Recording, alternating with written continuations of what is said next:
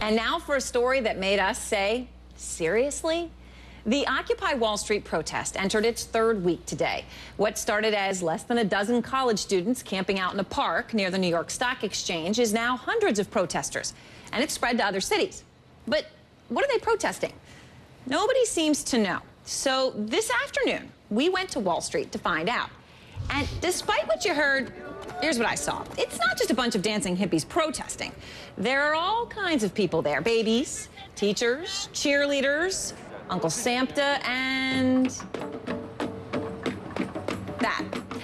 Seriously, it's a mixed bag, but they were happy to take some time from their books, banjos, bongos, sports drinks, catered lunch. Yeah, there was catered lunch. Designer yoga clothing.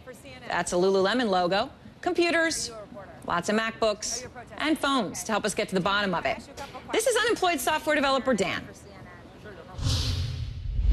What do you do for a living?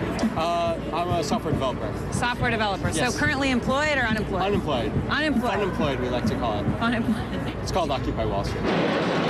So do you know that taxpayers actually made money on the Wall Street bailout? I was not aware of that. They did. They made, not on GM, but they did on the Wall Street part of the bailout. Okay. Does that make you feel any differently? Well, I would have to do more research about it, but if I were right, it might. Oh, sure. Seriously? That's all it would take to put an end to the unrest. Well, as promised, we did go double-check the numbers on the bank bailout, and this is what we found.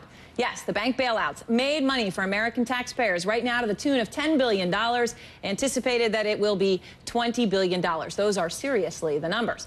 And this was the big issue, so we solved it. In fact, the only reason we haven't made all the TARP money back is actually GM. But I don't see any protests in Detroit. It seems the only thing we all agree on is that the police, with the pepper spray and mass arrests, may have overstepped their bounds this weekend. Or do we agree on that? Oh, good, that full cop is leaving. Or not cop, he's pretty nice. Yeah.